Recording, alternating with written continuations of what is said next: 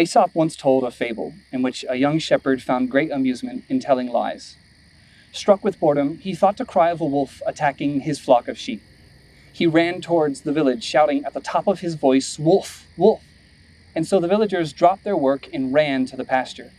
But when they got there, they found the boy doubled up with laughter at the trick he had played on them. He then played this trick again, laughing at the villagers each time as they believed him. But before long, they caught on to his tricks, until one day, a wolf really did spring from the underbrush and fall upon the sheep. But this time, as the boy cried wolf, nobody came to help. The boy's sheep were taken by the wolf, and in some later tellings, so too was his life. This is, at its core, a children's story, meant to teach our young that lying comes with consequences. What I am interested in today, however, is the specific consequence this fable relies on to essentially scare children into reconsidering when they are tempted to tell a lie. The feeling of knowing that help will never come. The boy called for help, but nobody came. His punishment itself became the fear of not knowing when the wolf would strike, and the certainty that no one would be coming to save him. The anticipation, the isolation, the fear he felt in absolute abandonment. Each heartbeat feeling like a lifetime right until the wolf.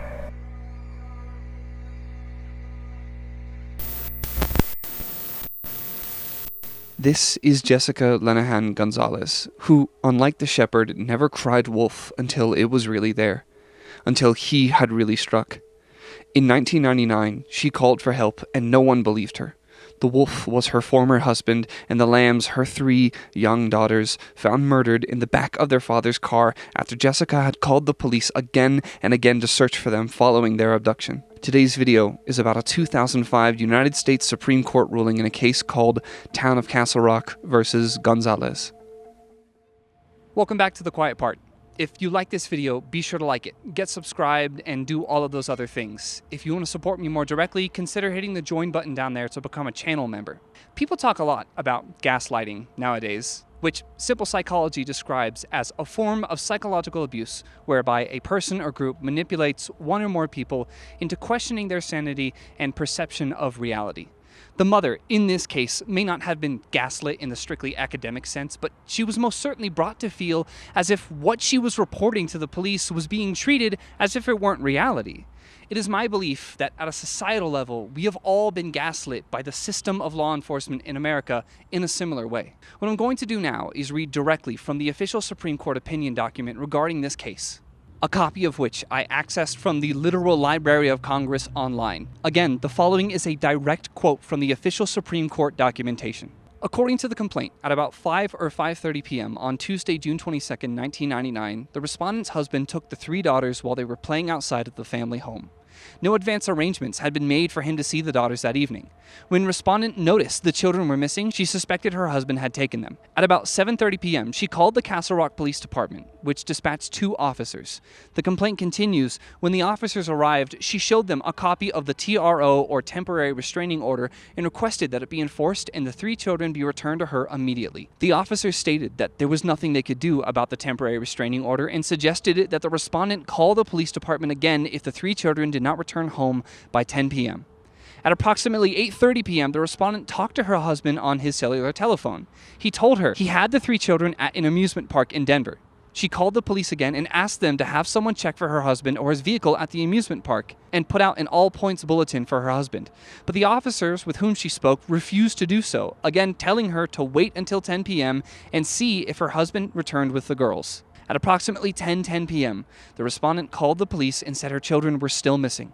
But she was now told to wait until midnight. She called at midnight and told the dispatcher her children were still missing. She went to her husband's apartment, and finding nobody there, she called the police at 12:10 a.m. She was told to wait for an officer to arrive. When none came, she went to the police station at 12:50 a.m. and submitted an incident report. The officer who took the report made no reasonable effort to enforce the temporary restraining order or locate the 3 children. Instead, he went to dinner. At approximately 3:20 a.m., the respondent's husband arrived at the police station and opened fire with a semi-automatic handgun he had purchased earlier that evening. The police shot back, killing him.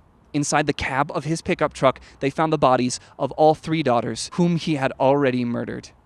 I want you to sit with this for just a second. Put yourself in this person's shoes.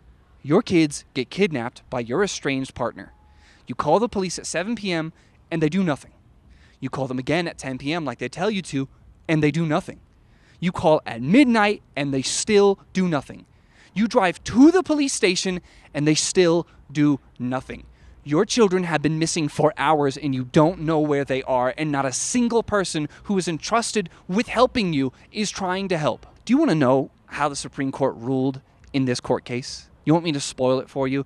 They ruled that the police did nothing wrong and have had and may never constitutionally have any obligation to actually protect you, your life, your liberty, or your property. You are not the wolf.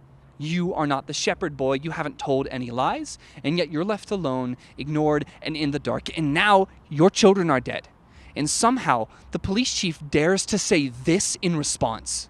I don't think anything we did or did not do that night would have prevented this tragedy from happening.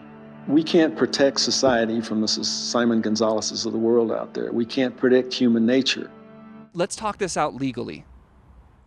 I know you probably already get what the Supreme Court is here in the United States, but let's just do a quick refresher on the design of the judicial system here in the U.S. The courts are organized in a hierarchy, with the Supreme Court at the very top and local, city, and county level courts at the bottom, which are followed by state courts and then federal courts, with the Federal Court of Appeals offering another chance for people to have their cases seen if at first they are dismissed. There are 94 federal courts in the United States. These are organized into 12 regional court circuits, shown on the map here.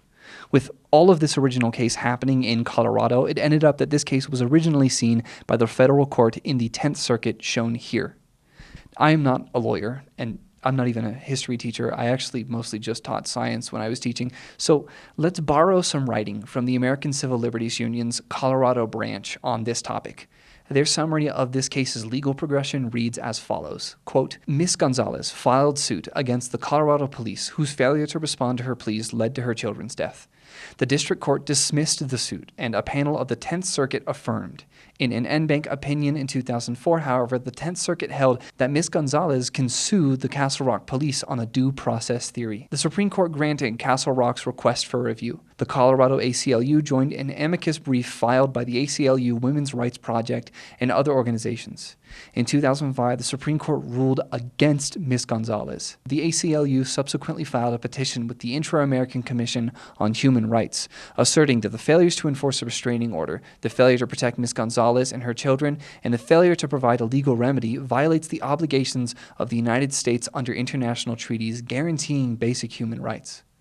In essence, Gonzales' case was at first dismissed, then validated twice as having a chance to be heard, only then for the local police department to ask the Supreme Court to take a look at the case instead, following which Ms. Gonzales was totally dismissed. Now we can move our attention to the ruling itself and the official United States Supreme Court opinion document detailing how and why Castle Rock police were allowed to ignore Gonzales' cries for help on that summer evening in 1999. As per usual, though, most Supreme Court rulings don't exist in a vacuum. There is always some existing court precedent or prior ruling that the Supreme Court will consider and look back on when they're looking to make changes. All throughout the court's opinion document in Castle Rock versus Gonzales, the justices make reference to another case from much earlier called DeShaney versus Winnebago County. In essence, there was a divorced dad and his child. The dad was horribly abusive to his son. The local Department of Social Services knew about this abuse. At one point, the father beat his kid so badly that he ended up in the hospital. This generated what most states would call a CPS, or Child Protective Services case. An agreement was made with the father wherein the Department of Social Services would check in on their household a few times a year after this beating and hospitalization. During these visits, government workers documented real evidence of ongoing child abuse and then promptly did nothing. I am a teacher, right? I've worked in public schools for a very long time. Because I'm a teacher, a public school teacher in the United States, I'm something that's called a mandated reporter. And what that means is that if I have observed evidence of child abuse taking place at home, if a student is coming to me covered in bruises, or they tell me in words that they were physically abused, or even technically mentally or emotionally abused by their parents or an adult figure, I have a legal obligation as a public school teacher to report that child abuse and do something about it. I have a duty of care. That is legal. In almost every single state in the United States, that is the case. We are all mandated reporters. And the notable thing is police, in some cases, do have a duty of care. Their police departments will have a code of conduct and a duty of care. But the thing is, having a responsibility doesn't matter if you can't be held accountable for failure to be responsible. If I fail to report child abuse, I go to jail. It's a crime for a teacher to know that child abuse is taking place and consciously choose not to report it. It's not a crime to just totally miss it, but to have clear evidence and to consistently lapse in realizing that this is happening is something that a teacher can face criminal charges for and civil accountability for. In DeShaney versus Winnebago County, they realized that a government employee has no obligation to actually do anything after I report that child abuse is taking place. And most notably, those government employees have qualified immunity that prevents them from being criminally and even civilly accountable for the things that they do. And yet, all of the school teachers in our country that teach in public schools can be held accountable. We have responsibility. And that responsibility is real because systems of accountability exist if we mess up. So the question then becomes, if police officers can't be held accountable, if CPS workers can't be held accountable, do they actually have any real responsibilities? And should you place your trust into those people and those systems? At the core of this lies the 14th Amendment of the United States Constitution, the literal law of the land, and how the Supreme Court has decided to interpret it. The 14th Amendment is oftentimes called the Equal Protections Amendment for its Equal Protections Clause. Let's read the first section of the 14th Amendment together so we can try and understand how in God's name our government has been able to get away with these wrongdoings and violating our public trust. The 14th Amendment reads as follows.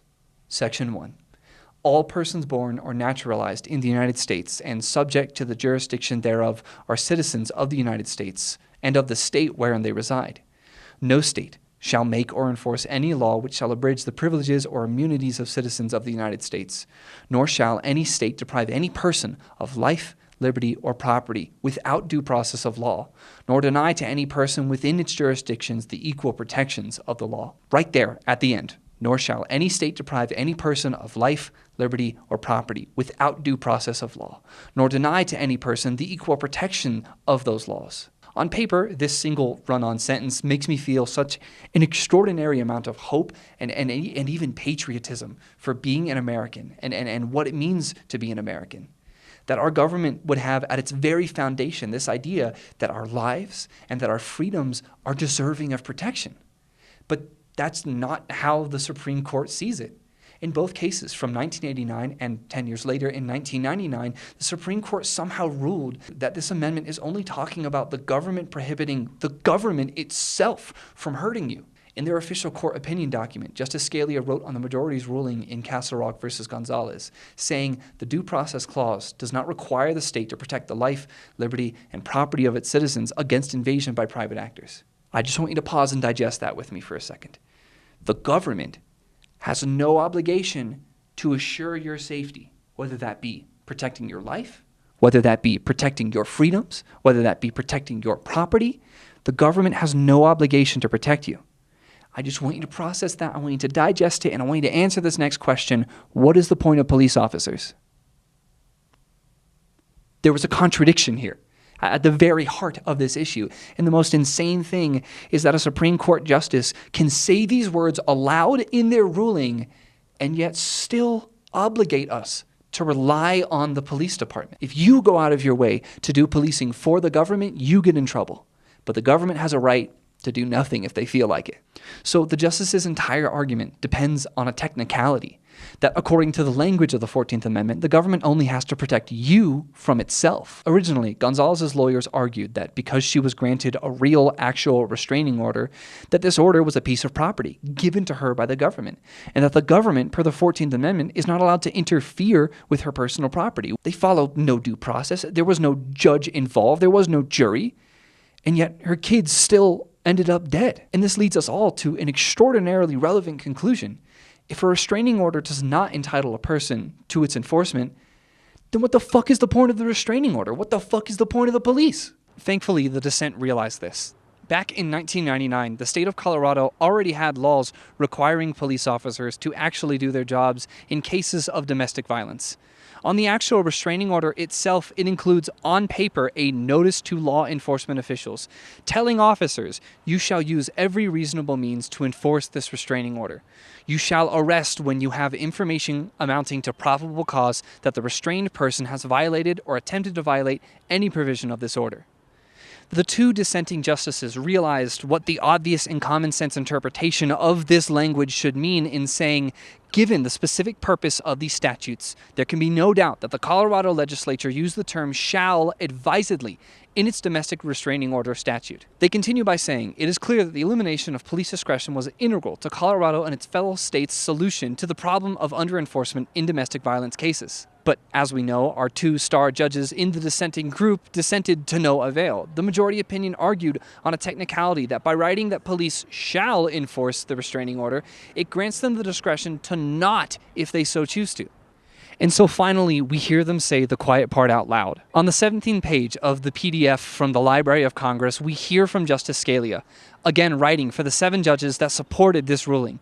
He said, and I quote, after the warrant is sought, it remains within the discretion of a judge whether to grant it. And after it is granted, it remains within the discretion of the police whether and when to execute it. Castle Rock versus Gonzales is just one Supreme Court case, but from a legal perspective, it is unique in how masterfully prior court rulings are used to validate such a horrific act of police negligence. The concept of police discretion is spoken about at length by the majority opinion. They talk about how law enforcement being discretionary is a deeply rooted legal concept, where the language of shall is very different from must, and how somehow the justices, the 7 justices in the majority here, thought that the common sense average man would interpret law to mean that police officers can choose to just not do their job when they feel like it. I'm going to be so serious right now. I really don't know what to say at this point. I was thinking that maybe us normal people were misunderstanding our beloved Supreme Court and Constitution and all those wonderful technocrats that know so much more than us, and that maybe there couldn't possibly be any way that the justices would essentially just say, well, cops can't always do their job, so they shouldn't get in trouble when they choose not to and someone dies. How? Are you fucking kidding me? So that's it? Cops are like just a myth, and the whole idea of a cop seeing something bad happening and jumping into action because like that's their whole job, that's just made up? Like that's not an expectation of them? I mean, like, can firefighters just choose not to fight fires because they didn't feel like it? Can I suddenly choose not to report child abuse? You're telling me that our founding fathers, according to the Supreme Court, intended it to be this way when they wrote about valuing our life, our liberty, and our property? When I was 14 years old, I sat down in U.S. history class. Mr. Lamb was a phenomenal teacher. He taught us about this thing called the social contract. It's a standard thing you learn in U.S. history because it formed the very foundation for the existence of the American government. It's this idea that you and I sacrifice some personal freedoms in exchange for protection by the government. The idea that, yes, assaulting people is illegal, even if someone really, really pissed me off. I technically can't just break their jaw over it. In exchange for losing that freedom to do what I want with my body, even if it causes others harm, I'm supposed to gain a government that will arrest, detain, and imprison the same guy if he assaults me. That's like the whole point of government. And our Supreme Court, the very highest law of the land, just said plainly and simply that that contract doesn't exist anymore. And yet I'm still obligated to hold my end of the deal up, even though they won't do the same. It's stuff like this that makes me way more interested in the idea of a more utopian or just less dystopian solar punk future. A world where communities say fuck it and form their own social contract and build their own communes and go beyond what government is today. And it gets even worse. There is still something else to think about regarding the social repercussions of the Supreme Court ruling. First, Gonzales' case was dismissed because previously in Winnebago versus Descheny County, it was ruled that the government doesn't have to protect your life or liberty or property from the threat of other people. Then it was clarified that the police officers who chose to ignore Ms. Gonzales in this case did nothing wrong because in Chicago versus Morales, they ruled that policing is completely discretionary. So if you come to the police and they choose not to do their job, what are you supposed to do? Gonzales could have bought a gun.